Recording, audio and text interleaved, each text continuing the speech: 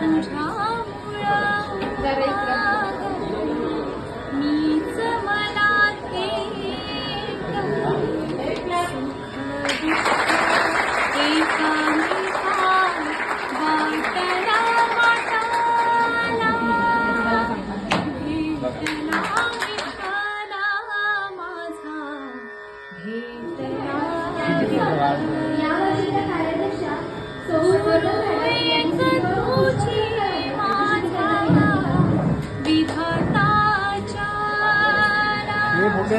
गुरु बिना सोने साए विश्व हे सकाला भेटला विठ्ठला माझा भेटला विठ्ठला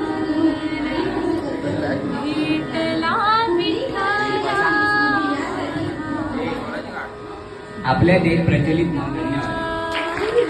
आता गुरु झाले आहे. हे जर जागृत नसतील तर शिष्याला रडण्याशिवाय पर्यायच नाही.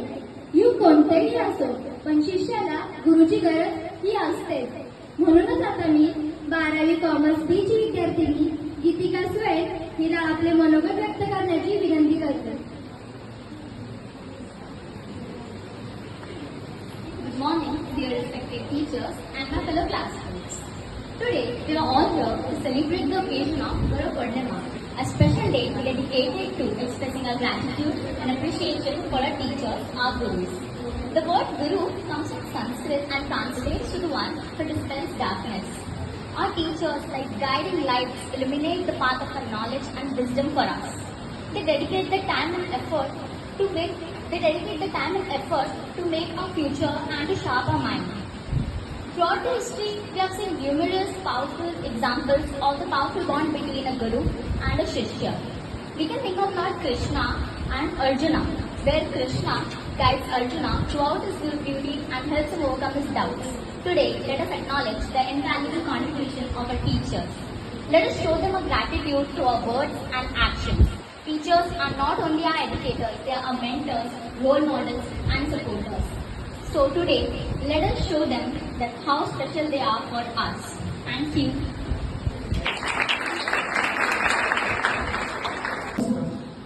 आधुनिक काळामध्ये सर्व क्षेत्रांमध्ये प्रगती झालेली आहे. आपण बघतोय सगळीकडे बघितलं तर टेक्निकलच आहे.